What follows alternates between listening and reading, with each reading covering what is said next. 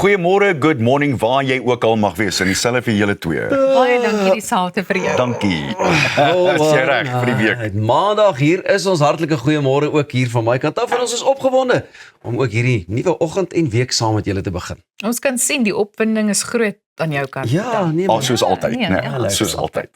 Wel, vandag op Goeiemôre Good Morning vind ons meer uit oor waarom al hoe meer vroue geneig is om bevorderings van die hand te wys. Ons leer meer oor die adventure racing. Ons kyk na nog 'n episode van Kuns vir die Siel en hoor by 'n paar lede van die publiek wat hulle gunsteling seisoen is en waarom. En Lee Cole kom gesels oor sy nuwe enkelsnit. Voel. Ek kan jou sê watter een ek van hou, maar ek hou nie van winter nie. maar dis verseker. hoe voel jy oor? Voel. Die hele land is nou behoorlik op hol oor die opkomende toetsreeks tussen die Springbok rugbyspan en die All Blacks. Maar een man het 'n baie spesifieke doel in sig. Calvin Mercure, 'n 40-jarige mensehulpbron konsultant uit Richwood in die Milnerton omgewing, het onlangs met sy TikTok videoreeks waarin hy groot groepe mense van die publiek nader om saam met hom die Suid-Afrikaanse volkslied te sing, behoorlik opslag gemaak. Mercure het al ongeveer 42 video's geplaas, waaronder meer groepe mense by die Food Lovers Market in Dandenong, 'n Shoprite in Parklands, die Hoërskool DF Akademie in Bellville en studente van die Kaapse Skiereiland Universiteit vir Tegnologie byeengebring wat saam met hom gesing het. Dit is werklik waar iets spesiaal. Dit alles natuurlik in 'n poging om sy droom om eendag in die DHL stadion te sing te laat waar word. Kom ons kyk na een van hierdie video's van hom.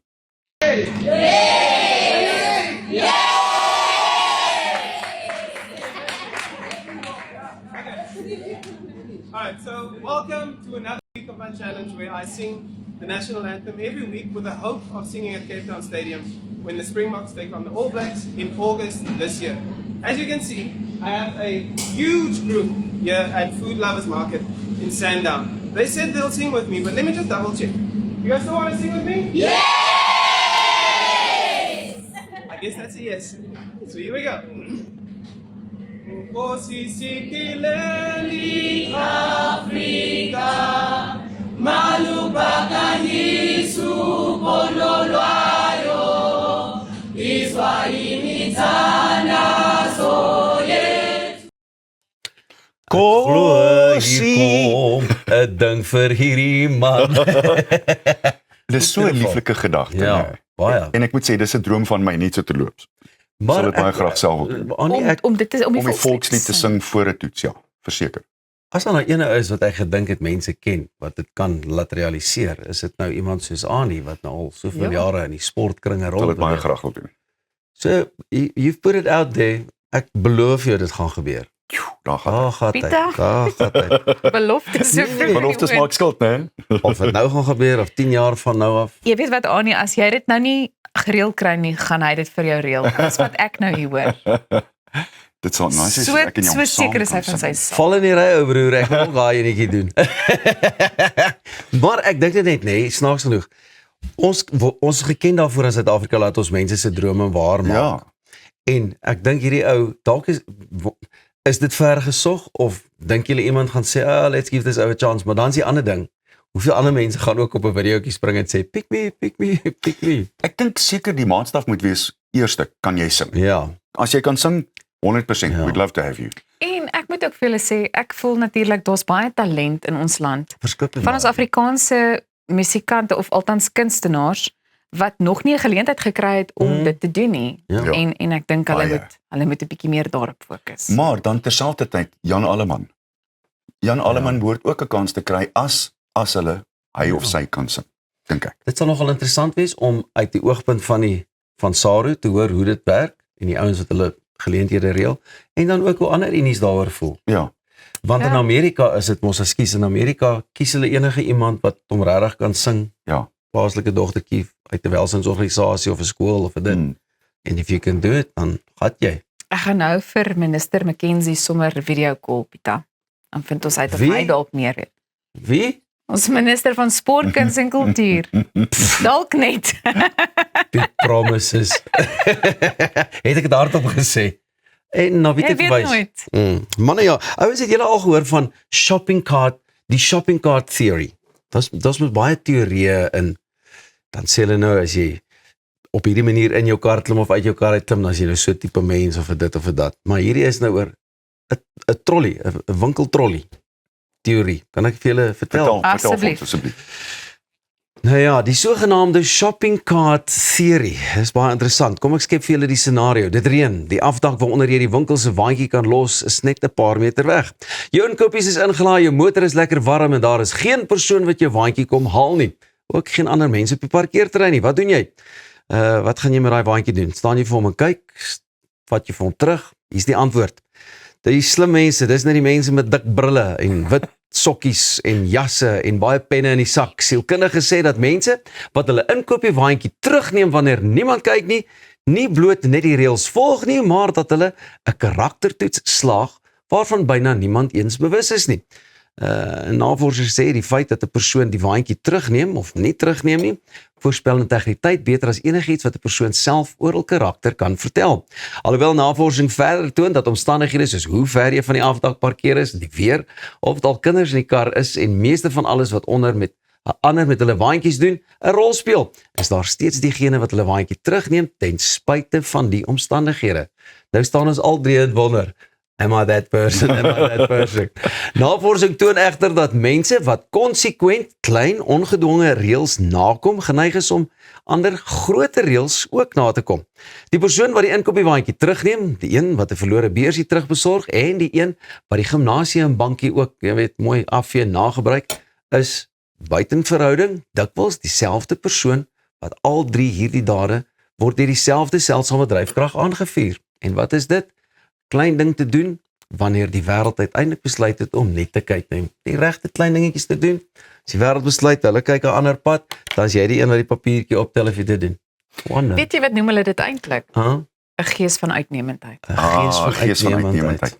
Jy het my laat dink, die sêding sê, for evil to prosper, good men must do nothing. Dis dieselfde prinsip. Dis presies dieselfde prinsip. Die prinsip van, as daar 'n papier daar lê, kan jy hom optel en net 20 meter verder in die asdrom gooi. Selfe prinsip. Doen net die regte ding. Nie waar nie. Ek is so bly ek word omring deur mense van uitnemendheid. Mense met 'n gees van uitnemendheid, maar dis regtig so en ek dink dit is iets wat seker aangeleer kan word, maar ek dink ook dit het baie te doen met 'n mens se opvoeding, jy weet. So dis waarskynlik van 'n jong ouderdom af deel van jou. Weer eens nature or nurture. Daai ding wat teen mekaar beklei. What came first? Maar ons almal was ook al daar wat jy die trolley gelos het gedink het, ek sal hom next time los. Ek was daar. Eerlik. Ek was nog nie daar. Maar meeste van die eerlik. kere dan stoot ek hom nou maar terug tot frustrasie van mense wat dalk saam met my in die kar is. Maar ek gaan maar terug, kom ek terug. Ek is daai persoon by die gimnasium wat skoonmaak. Ja, ek is definitief daai persoon. Voor die tyd skoonmaak en na die tyd skoonmaak. Nee, ek is ook definitief daai en ek skaam my mors dood as ek op 'n bankie opgestaan het en 'n ou sê. Daar's daai sweetstreep. Daar's hy Pieter Koen se sweet. Ja, nee. Nie lekker nie. Dan sweet ek en dan raak dinge vir my warm. Nou ja, toe met daai gees van uitnemendheid. Dit is my gedagte vir die dag. Dankie Els. Bly net waar jy is op hierdie maandagooggend. Ons is nou weer terug met 'n lekker propvol. Goeiemôre. Good morning.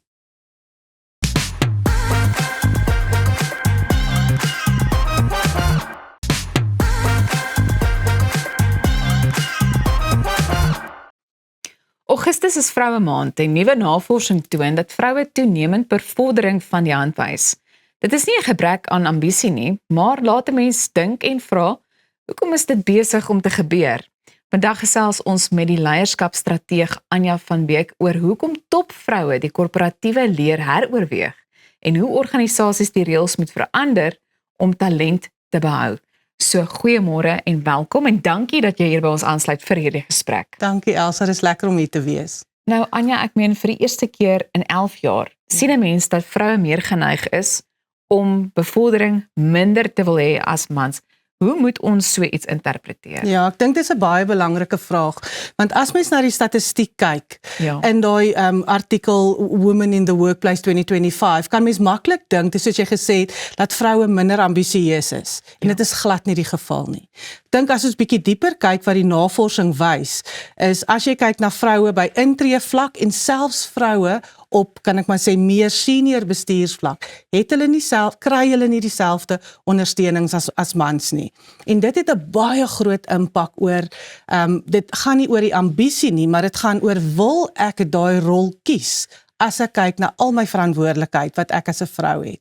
En ek dink is eintlik so 'n belangrike onderwerp, veral in hierdie maand en met Vrouedag wat nou onlangs gevier is, na aanleiding van daai stryd, jy weet, wat gelykheid ook betref. Maar dink jy as vroue dan nou gelyke ondersteuning kry, sal 'n mens die gaping sien verdwyn of dalk so 'n bietjie verklein, as ek dit so kan stel? Ja, nee, verseker, en dit is eintlik wat die navorsing wys, Ja. dat wanneer vroue dieselfde ondersteuningsstelsel kry. So as ons nou bietjie dink aan wat is ondersteuningsstelsel, dit kan byvoorbeeld 'n mentorskapprogram wees, of iemand wat dalk vir jou, die Engelse woord is 'n sponsorship gee, of 'n borgskap gee. En wanneer ons sien daai goed is in plek, dan is die skuif definitief daar. Daar's 'n baie fyn lyn, want ek dink op die einde van die dag gaan dit nie net oor ek het 'n mentorskapprogram nie, dit gaan oor daai balans tussen hoe ondersteun ek hulle en hoe kan ek maar amper sê stel ek hulle bekend aan van die senior bestuurslede. En dink jy dit gaan gewoonlik oor senior bestuurslede of kom ons stel dit so, hoe ontstaan daai tekort? Ja, ek dink die tekort of wat die statistiek vir ons wys, Ja. is as jy kyk na van die manlike werknemers, sien ons dat hulle die mentorskap kry, groot persentasie verskille. Ek dink dit is amper iets soos 31% teenoor 45%. En wat ons sien wanneer hulle bevorder word, is hulle bevordering baie vinnig of vinniger. So ek dink dit gaan oor maatskappye wat amper moet dink, weet jy wat, ek het ontwikkelingsprogramme vir vroue in plek, maar het ek die ander kant daar, hoe werk my stelsels, wie kry die geleenthede, wie word raak gesien, wie se naam word genoem in hierdie gesprekke, en ek dink dit is waar daai kan ek maar sê, daai subtle shift moet gebeur. Nou, jy het ook verwys na mentorskap en borgskap, Ja. maar hoe sou jy die praktiese verskil tussen die twee vir ons Ja, uiteensit? dit is 'n goeie vraag, want ek dink as jy prakties daarna kyk, is Ja. mentorskap gewoonlik, ek vat jou hand, ek maak jou reg vir die bevordering. So dit mag dalk nou iemand wees waar jou mentor vir jou leer uit die lesse wat hulle geleer het, sodat jy nie dieselfde foute hoef te maak nie, maar die fokus daar is ek berei jou voor vir die bevordering. Waar 'n borgskap iets totaal anders is. Dis amper waar iemand hulle jou ondersteun en jou vorentoe sit as 'n goeie kandidaat. So hulle is nie noodwendig hier betrokke om jou te ontwikkel nie. Hulle maak die deure oop sodat daai geleenthede na jou kant toe kom. En dit is 'n baie klein nuance, maar ons fokus baie op kom ons berei jou voor en kom ons let op hoe jy optree of hoe jy konflik hanteer of bevorder jou selfvertroue. Maar wie is daai persoon wat vir jou die deur oopmaak en jou naam noem in die gesprekke van daai persoon is reg? Goed, dit wil voorkom asof vroue oor die algemeen so 'n bietjie twyfel na aanleiding van of leierskap volhoubaar is. Wat is dit wat hulle in die huidige leiers sien, wat hulle laat twyfel? Ja, en ek dink dit is 'n goeie vraag, want baie keer wanneer ons kyk na hoe word sukses in 'n maatskappy gemeet, Ja. kyk die jonger generasie op en sê, kom ons kyk hoe lyk die rol van die leier, of hoe lyk hulle lewe? En ek dink baie keer as ons na daai rol, of daai leiers kyk, sien ons mense wat altyd beskikbaar moet wees, onder ongelooflike druk moet werk en amper nie bereid is om te sê, weet jy wat, ek het 'n blaaskans nodig of ek het 'n oomblik nodig om te herstel van die werkslading nie. So ek dink dis hoekom dit nie volhoubaar lyk nie, want as jy weer kyk na vroue en al die balle wat hulle in die lug moet hou, gaan dit nie rondom kan ek die werk doen nie, maar dit gaan miskien eerder wil ek kies om daai werk in my lewe in te sluit. Iets anders wat vir my interessant is dat vroue steeds die grootste deel van onbetaalde sorgwerk basies dra. Ja. Hoe beïnvloed so iets of so 'n las eintlik hulle loopbaankeuses en waarom bevoordeel die huidige stelsel of die stelsel mans op die oomblik? Ja, ek dink as ons teruggaan en ons gaan kyk na enige werkende mamma, sal ons almal saamstem dat hulle 2 fokusareas het. So aan die een kant is dit die fokus by die werk en die projekte waarmee jy werk en as jy dalk 'n span lei om die span te lei, en dan aan die ander kant is dit jou gesinslewe. En ek dink daai verantwoordelikheid van dalk sorg jy vir ouer jou ouers, nê, jou ouersorg. Kyk na die mediese naskoolse aktiwiteite, kultuur, sport. Kyk na, jy weet, al daai, kan ek sê, take wat 'n vrou doen. En dan om te gaan sit en te kyk, maar waar pas dit in my lewe in? So ek dink as jy vra van hoe werk die stelsels? Nou die stelsels, as ons kyk na 30, 40 jaar terug toe die maatskappye begin het hulle gesoek vir iemand wat 8 tot 5 voltyds kan werk. Baie keer vereis die werk, ons moet reis, ons moet kliënte gaan sien na ure. En ek dink as 'n werkende mamma dan daarna kyk, is dit, weet jy wat, ek kies nie noodwendig dit nie, want ek wil tyd by my kinders spandeer terwyl hulle nog klein is. So hoekom ek daai voorbeelde spesifiek noem, is ek dink maatskappye moet gaan kyk, wat moet ons verander, dat wanneer jy 'n werkende mamma is, dit nie noodwendig 'n 8 tot 5 is nie. Ek sien in die praktyk baie mense het nou die werk van huis, is hulle besig om dit te verander en hulle wil hê die mense moet weer op kantoor wees. En is al daai klein nuances van, nou moet ek weer werk toe ry, hoeveel uur sit ek op die pad, teenoor ek kan by die huis wees en bietjie meer flexibility of daai aanpasbaarheid het om my skedules en kalender te reël. Ek dink ek hou nogal van wat jy sê, want by een van die ander plekke waar ek ook betrokke is, het hulle byvoorbeeld nie 'n probleem as 'n ma so nou en dan die kind saam werk toe bring nie. Ek bedoel, dit is nou nie noodwendig dat daar dan nou 'n kleuterskool by die werk is nie, maar net om die stelsel te hersien en om dalk so 'n bietjie meer toeganklik te wees in daai opsig ook, dink ek sal 'n goeie ding wees. Absoluut. Nou wil ek ook vir jou vra, het ons 'n weergawe van leierskap geskep wat talentvolle mense miskien so 'n bietjie afskrik? Ek dink wel so, en ek dink die antwoord is miskien ja, veral by sekere maatskappye. Ja. So ek dink as die bestuurders vandag luister, moet hulle gaan sit en sê, hoe lyk dit in my maatskappy? Want ek dink dit is definitief waar in sekere gevalle. En dan kry ons weer ander gevalle soos jou voorbeeld, waar die mense bietjie oopkop is en besef, maar weet jy wat, dis twee kante van 'n muntstuk. As ek vroue wat so suksesvolle bydrae kan lewer, kyk nie net na om hulle te ontwikkel nie, maar ook, hoe moet ek daai stelsels en geleenthede vir hulle anders te maak, sodat hulle wil in die bestuursposte betrokke wees. Nou maatskappye waar vroue wel vorder of vordering toon, doen dit, dink ek, doelbewus. So waar begin 'n mens dan om daai stelsel prakties te verander? Dink jy gesprekke, jy weet, van aangesig tot aangesig is miskien ook nodig in die Ja, ek dink gesprek is definitief belangrik. So vir my is dit weer eens tweeledig. Ja. Baie mense, as hulle dink, waar begin ek te verander, dink, wat is die kursus wat ek in plek moet sit? Wat is daai leierskapsontwikkeling, kan ek maar sê, stappe? Ja. Maar dis eintlik vir my, dit begin lank voordat die mense bevorder word. Dit begin by, het ek oop gesprekke met hulle rondom wat is nodig? Kry ek daai ondersteuning wanneer ons daar uitdagende projekte is? Hoe word uitdagende projekte toegeken? So dit gaan baie dieper as net, kom ons sit 'n program in plek. En ek dink daai woord wat jy gebruik het, hulle is baie intentioneel om eintlik te luister wat die vrouens nodig het. Want vir elke maatskappy en elke situasie is anderste. So Ja. kom ons hoor wat is dit wat julle nodig het en ons sit dit vir julle in plek. Anja, baie dankie, want kommunikasie en leierskap gaan na my mening hand aan hand. So baie dankie vir die insig wat jy vanoggend met ons gedeel het. Nou ja, jy kan ingeskakel bly hier by Goeiemôre Good Morning. Ons is nou weer terug.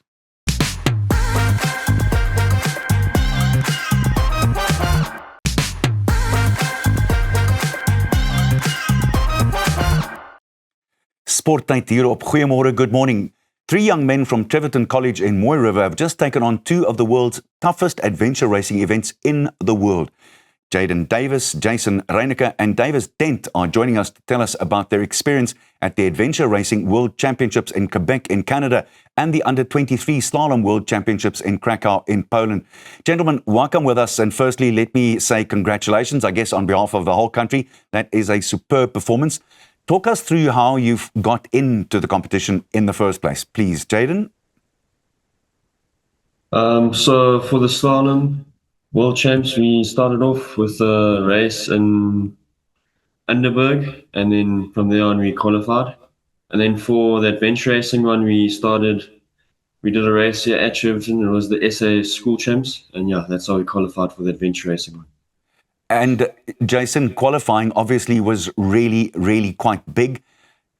What did you think once you got that in the bag? And how ready did you feel to go overseas and compete there? I think once we got that in the bag, I was really, really excited. So I thought I'm just gonna put my foot flat and train very, very hard for the Worlds. Davis, let's bring you in. Looking back at it now, what do you think of the most in all of it when you look back? What do you remember best? Definitely seeing like the new places. I've never been overseas, so yeah, it was incredible new experience, meeting new people, and yeah, experiencing all these new cultures. And what did you learn from all of those cultures, David? So like I learned the new foods they eat there. It's just incredible people. Like some languages, I even learned some Spanish. So yeah, it was nice to meet all these new people and yeah, just friendly. Gentlemen, to the two of you together there, when you look back at it, did it make you tougher, or were you already tough once you entered this competition of yours? So I think we were already tough before we came to the competition because we're from South Africa, so built tough. But then when you arrived there, I think we were well prepared. It sounds like a Bakkie advert to me, but we leave that for another time. I love that attitude. Why do you think us as South Africans are as tough as what we are? And that's a question for all three of you, please. Okay, so I think we like so tough because I don't know, we just grow up like in a different way. Some people don't have much to start off with, and then they just build it up from there. And we also not one to complain, we have like so much stuff going on in South Africa, like load shedding and stuff. So like when something bad happens, we're like, okay, well, let's laugh it off or something, Yeah, and I also think also just how we grow up in general. And David, The nature and just being outdoors, I think it just makes us tough. your school is known as an adventure school. What does that entail, and how did it happen like that? So our it's an school, adventure. yeah, our school takes us on a lot of school trips, like very difficult trips. I mean, we had the Giant in grade 10. It's a 14-day hike in the Berg, and we do many other things almost every weekend. Our paddling coach takes us on trips all over KZN and many different rivers. And yeah, so it's just this outdoors experience is just, yeah, Jaden, we have Jason, so you many guys? outdoor experiences. Yeah, so it's not only just paddling and like, there's also like hiking and rock climbing and stuff. And yeah, it's also really nice because you also get to go to adventure races. So yeah, the school's really trying to incorporate just like outdoor. We also have like a TWA. So it's like a 270 hectare campus that we have. So yeah, the school's really trying to like expose us to the outdoors and to nature. So, Yeah, question and to for add on both of from you that- lads there. Sorry, Yeah. David, carry on. To add on to that, Treverton actually did host the SA Champs for the adventure racing, so I'm privileged for that. Okay. So talk to us, you two, about which events you did in Quebec, please.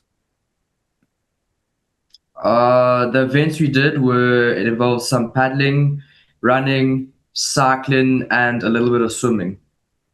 Yeah, there was also 2 zip lines and 1 cliff jump. And you do all of that while having to navigate and find your own way. So we competed in the under 18 Junior Adventure Racing World Championship. And yeah, it was really cool. Talk to me about the standards there. Was it higher than what you expected, or did you feel right at home? Me personally, I think the standards were like maybe just a little bit above our level because some of the guys they do like their zone 2 runs. They do it while navigating. So they already come so prepared that they've been doing like navigation for maybe 5 years and plus. Yeah, and some of those guys, they are like 4-time European champions in orienteering. Then you get us South Africans, we just there You know, I done like one orienteering race, a few adventure races, you know. And they're also like on like the next level of fitness. Some of those guys are going to like world champs for triathlon and stuff. So it's definitely, you know, those guys are on next level. David, I'm very interested to hear you and your teammate in which sports or which categories did you compete at in the Slalom World Championships in Poland? So we competed in kayak cross as well as the slalom. Myself and my teammate Jaden are relatively new to slalom. We've only been doing it for a year now. And kayak cross, we've been doing for a few years. We've been kayaking. So I would say we were more comfortable in a kayak. So yes, we've been doing kayak cross and slalom. But slalom obviously is a very large sport, and obviously at the Olympic Games too. Is that something that you are thinking about in the back of your head perhaps? It's definitely a goal. It's definitely a lifetime goal to work towards. It'll be difficult, but I think me and Jaden are capable of making the Olympic team. I'm really interested to hear from you guys. Would you encourage other young men and women to do this, and how?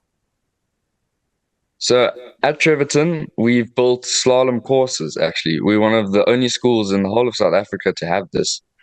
And yeah, we are training grade 8s and even a grade 6. So some young kids are learning slalom from us, and yeah, we hope to pass on our skills to the next generation. You two young men together at the school there, tell me, what would you say to young people who want to do this? What's your advice? So yeah, I think, here at Treverton, you're also helping them quite a lot. We've had quite a few grade 8s coming this year that seem really interested. And I think to anyone that's trying to get into it, especially in Gauteng, there's so many races, you know.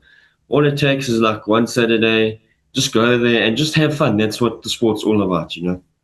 Yeah, so you don't have to do like the 60K race, the 120. They also offer, XP Africa offers like 35K. So even if you go there and you just do the race, have fun, bring one of your mates along, just learn along the way, and that's how you grow.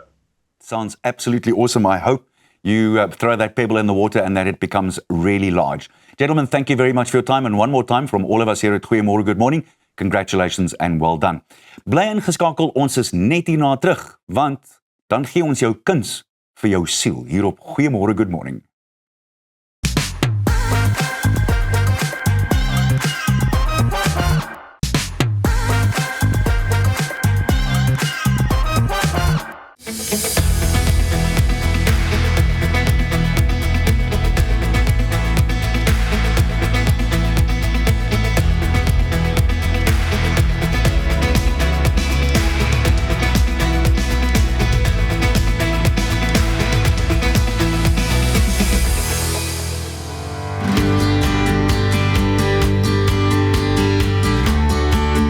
Goeiemôre, ek is Nadine Vosne en baie welkom by Kuns vir die Siel.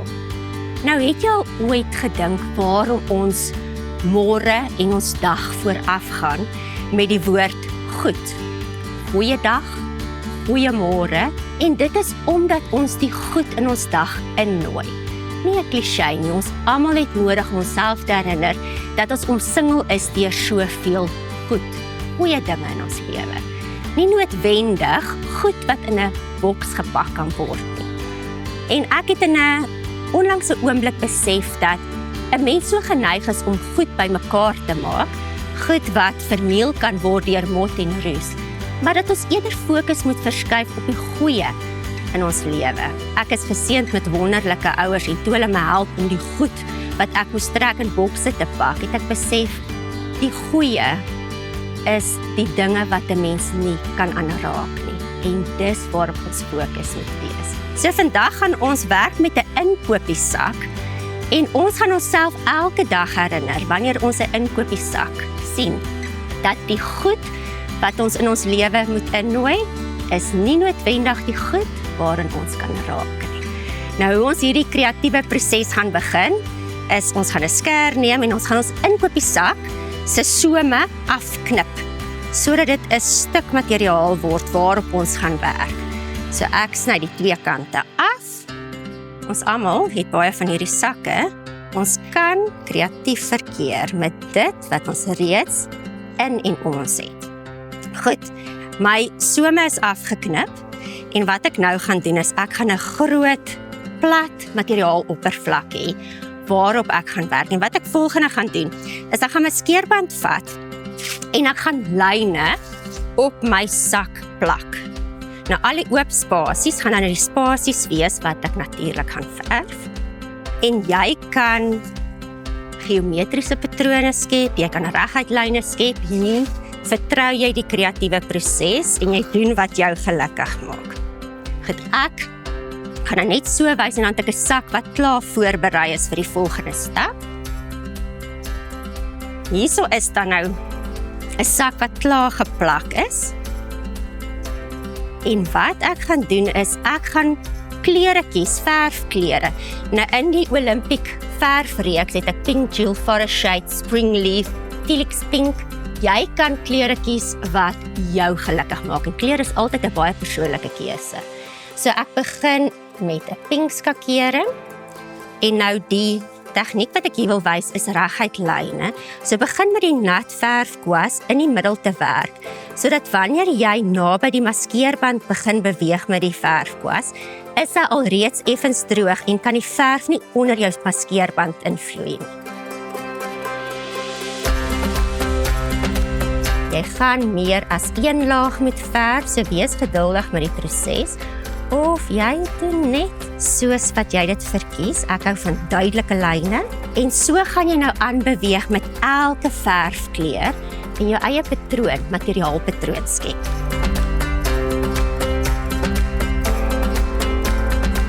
En wanneer jy jou tweede laag klaar aangewend het, is dit dan hoe jou sak sal lyk nadat jy die maskeerband verwyder het. Wat ons dan nou volgende gaan doen is, ons gaan met hierdie stuk lap, kan jy nou kreatief wees. Hy is 'n lap met patroon op en ons gaan 'n blompot skep. So ek het 'n gomgeweer en natuurlik 'n skêr dat ek net eers kyk dat ek hom klein bietjie kleiner knip sodat my blompot in hom kan pas.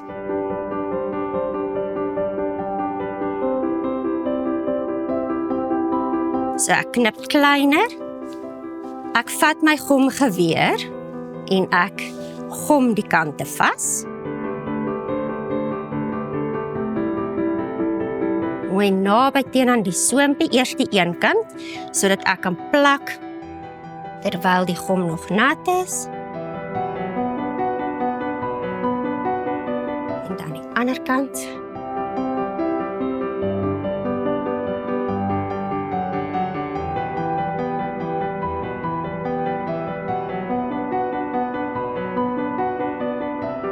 Trek lekker vas. En ek maak vir hom 'n mooi boetpensie bo, vou in en vou om sodat ek 'n soompie aan die bokant skep 'n paar keer.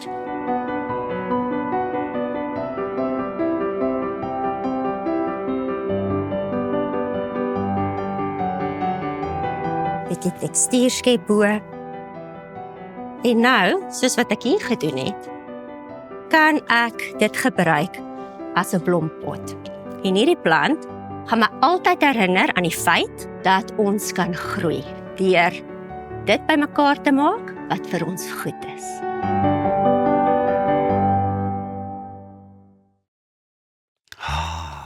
Jy hou van kuns, nee? Ek ook. En ons het net verlede week gesels met Trailerbag, kan jy onthou? Ja, ek onthou oor die sakkies en dinge. Presies die hergebruik van ons inkopiesakkies. So hierdie is vir my 'n sprekende voorbeeld van dit wat 'n mens reeds het om dit weer te gebruik of aan te wend en iets mooi daaruit te skep. Hoor jy, en om sommer net so by dit anders sluit, jy weet, ondanks al die koue goed wat ons in die verlede week gehad het en goeters, wonder ek nou nogal, hoe voel mense oor winter, somer, herfs, lente, al daai lekker dingetjies. En ons het besluit ons gaan 'n bietjie strate invaar en bietjie by ons kykers hoor, wat is nou hulle gunsteling tyd van die jaar? Wat het jy van die koue gehou? Ek van die koue? Ja. Dit was my te veel. Dit moet sneeu as dit so koud is. Nou ja, toe, dit het ook nogal verlede week, nee. Nou, julle is ook welkom op ons sosiale media vir ons te laat weet wat julle gunstelinge seisoen is en waarom. Kom ons kyk 'n bietjie hierna. My gunsteling seisoen, en hier is dalk so 'n bietjie kontroversieel, maar myne is winter. Ek love net die outfits, die layering. Dit is definitief nie die beste temperatuur gewys nie, but loving the outfits. So my gunsteling seisoen was altyd winter, maar na hierdie winter dink ek's maar weer 'n somermeisie. Ja, ek dink die blomme en weet alles is groen. Ek is hou daarvan om in die tuin te werk, so definitief dan somer, ja. My favorite season is winter because we have snow in Balgowan, and that's the awesome thing with winter. And we have a white Christmas winter, so we have Christmas in July with snow. Thank you. My favorite season would have to be spring because new beginnings, new blessings, and I mean, every morning is a goeiemorgen. I like winter because I wear whatever I want to wear. My gunsteling seisoen is beslis die somer, lekker wit wyn onder 'n boom. My gunsteling seisoen is definitief lente. Dis net so na die yskoue en dinge word lekker matig voor dit te warm word en daar's baie blomme en dit ruik lekker en ons wag vir die reën. So dis net 'n lekker nuwe vars ding om na uit te sien. My gunsteling seisoen is winter, want daar's niks goggas nie. Ek moet sê wat vir my lekker was, ek het verlede week op 'n golfdag ook gespeel. Nou die vorige dag was dit net wind en reën en die volgende dag speel ons lekker golf. Op 'n stadium met ek ook my jong jas uit en als en net so lekker verander die weer. Ek sal maar gaan waar dit sneeu.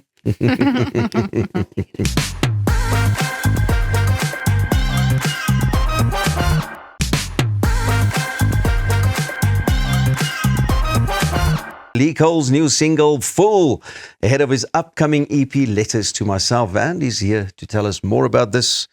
Welcome, Lee. Fabulous having you here this morning. Thank you for having me. Yeah. As we always say, goeiemorgen, good morning. Goeiemorgen, good morning. I remember that. Lovely song. It's a song about fooling yourself, about someone's feelings for you. Why and when and how did this happen? I have such a bad and good. It served me well. A good habit of writing just love songs, heartbreak songs, and songs that I think a message it can resonate with people, you know. So the song's one of those songs, and it's about that. It's about realizing you could be the fool. And I mean, obviously, it's the case because always we think this is now the one, but you know it's not working, but you try to hold on to it. You don't want to cut your losses, you know, Yeah. if you invested too much, and I think people experience that quite often. Yeah. You worked on Full for a number of years. I mean, what kept you coming back or leaving it for a while and then deciding, okay, now's the time? The music business can be a little bit funny, especially the songwriting business. I think you'll write a song and you'll kind of get to something very quickly, and then some part of it doesn't feel right. And sometimes you can't rush it. You've got to let the song just sit, let it settle. And then sometimes you'll find the missing piece maybe a couple of months later. And that was the case with Full. And I mean, apart from all the other great songs that you have written and released, you reckon that this is described as your most polished song? I hope for so. now? Up to I hope date? so. Yeah. I would say so. I think in like with songwriting, it's a skill that really tends to get better over time. You start to learn new tricks and new things, and especially with production, you start to meet new people that are more qualified than you, and you pull from like a wealth of experience that can only benefit you as an artist. And I think Full is an amalgamation of all these years of hard work and connecting with people for sure. And I mean, apart from all the experiences that you say or just mentioned, I mean, you have been along the stage or on opening for people like Robbie Williams, and how must that have been? Something was special. Mind blowing. I think at Sunbet, it's one of the experiences I'll never forget. It was just like a reminder that everything that you're working towards is eventually comes at you when the time is right. I think just standing there when I walked onto stage and just seeing 10,000 people and they're singing your song, it was a pinch me moment for sure, yeah. Well, earlier on we discussed about plans on getting Arnie to sing the national anthem for South Africa. Yeah. I mean, Robbie Williams, if I have the decision or the chance to choose, you two at Portugal with Prime Circle as well. That's right, yeah. A couple of international shows. And there's a saying in Portuguese, because I'm Portuguese, it's crumb by crumb makes bread. And in this industry, it really feels like that a lot of the times. How true is You'll that? do a lot of shows and you'll release a lot of songs, and eventually it kind of all comes together to the bigger picture. Yeah. Listen, while writing or recording this song eventually, was there a time when you thought, okay, listening to the production or the strings or the this or that, when you said, this is the one, now this is what I want? Yes, for sure. Especially with Fool, I would, we kind of wrote the chorus, and then when we started putting the strings together, it sounded so pretty and so like it just like drew you in the whole time. And that's when I was like, I think this is gonna make people feel something. Because when you're writing a song, that's what you're chasing. You're chasing a specific emotion or you want to invoke a specific feeling in somebody. So I think we managed to nail that in the end. Well, you definitely nailed it, and I think listening to your voice as well, this is definitely the genre for you. Thank you. Being an artist, you would always like to do all the different genres. Yes. But this is definitely working for you. Tell me a little bit more about the EP, Letters to Myself. Yeah, it's since the beginning of my career, I've kind of just been releasing a steady single at a time. But now I wanted to kind of throw myself at a bigger project, something that would tell a bigger story. And also I've been in the industry like professionally now and doing my thing for about 6 years. So it's not the longest time, but it's a little bit of time for me to sit back and reflect and be like, okay, I've learned this. No, don't do this. And I kind of want to share that with people. It's a little memoir of where I'm at as an artist. And I hope people can sort of take something from that. Yeah. You're obviously trying to worry less about whether a song is going to be successful. And then obviously just enjoy writing the song, doing your thing. If it's successful, it's good. If it's not, I promise you I'm learning that more and more and more. The more I think you kind of try to chase a specific level of success, it's a weird example, but I tell my mom all the time, it's like, like everyone's got like a speck in their eye. Yeah. Like that little dot. And every time you look at it, like it moves. But when you don't try and look at it, is when you can see it. How amazing is and that? I feel the same thing about music. It's like you need to do something that you love, and the rest kind of falls into place and not the other way around. That's why one starts in this business, writing the song, doing what you love, and you want to share it with people. From the heart. Yeah. But young, it can be tough as well because it's also always this success-driven thing. It is, and it's never enough. Yeah. It's never enough. But what is enough? Sitting backstage, taking it all in, enjoying it in front of all these loads of people, going back home. I would say what is enough is the family, the connection with the family. I think it's, even after the Robbie Williams thing, it's like, I was Sun Arena, I'm putting my gear in my car, I'm coming back home. And then when I got home, my grand's there, my mom's there, my dad's there, my brother. And I'm just standing with them, and we like, with tears in our eyes, we're like, oh, crazy, like that just happened. Amazing. But it's sharing those moments of achievement, those moments with the people that you love that actually really means anything. And I think a lot of people that have been in this kind of industry will tell you that's where the magic really is. So what's next? Who's the next opener, or are you going to open for next? And from your lips to God's ears. Yes, sir. Absolutely. Yes, sir. That's my goal. It's always been to sell out my own headline show. Yeah. And in Europe or in America, wherever the road takes me. But I'm not stopping for sure. And I think this EP will be, I think it's going to be a start of something really, really cool. I'm sure. I'm in for the ride. Thank you so much for joining us today. Thank you for having me. Thank you. You're certainly not a fool. En ook as julle glad nie fools om saam met ons te kuier elke dag hier by Goeiemôre, Good Morning. Dis al van ons kant af en ons weet sommer jy het hierdie week op 'n hoë noot saam met ons afgeskop. Van my en die res van die span sê ons vir jou, mooi bly mooi en sorg dat jy nooit ophou droom nie. Jy moet 'n lekker dag hê, maak 'n verskil of wees die verskil.